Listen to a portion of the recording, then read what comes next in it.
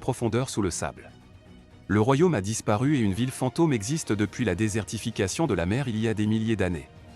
Dans le temple, à travers un mécanisme, un message du roi Atlan. Il les prévient qu'il a caché le trident et son immense pouvoir dans une mer cachée et que seul un être digne pourra le retrouver.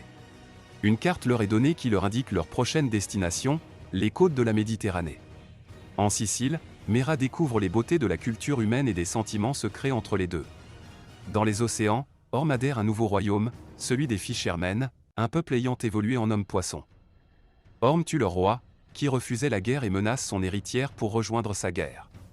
Arthur et Mera arrivent à décoder l'énigme du roi et découvrent l'entrée de la mer secrète, mais sont attaqués soudainement par Manta, prêt à venger son père, et des soldats atlantes. Après une bataille rude détruisant la moitié de la ville, Arthur et Mera parviennent à venir à bout de leur assaillant et à repousser Manta, qui tombe dans l'eau présumée définitivement vaincu. Plus tard, Arthur, remis de ses blessures, via son métabolisme et les pouvoirs de Mera, se réveille à bord d'un bateau en destination de la mer cachée. Arthur, plein de doutes après leur dernière bataille et les enjeux, est rassuré par Mera sur sa légitimité au trône et l'utilité de son rôle.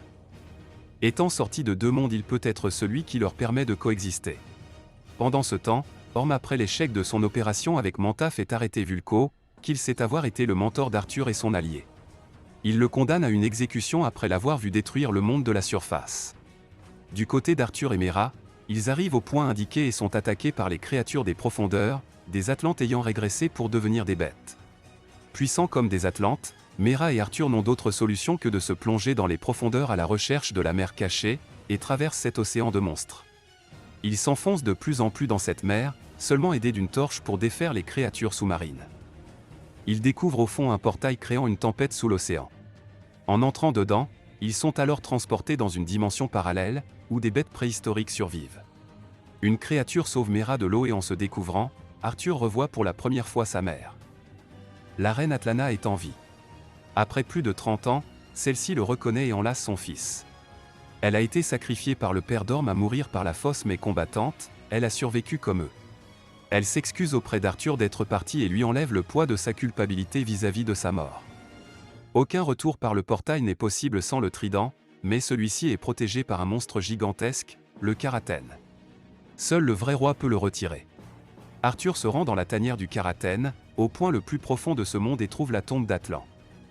Dans ses bras, son trident. Sa présence attire le Karaten. Arthur l'affronte mais échoue, la force n'est pas la réponse. Sur le point d'être exécuté, Arthur utilise son pouvoir pour communiquer avec la bête, à la grande surprise de celui-ci. La seule personne ayant eu ce pouvoir précédemment étant Atlan lui-même. Par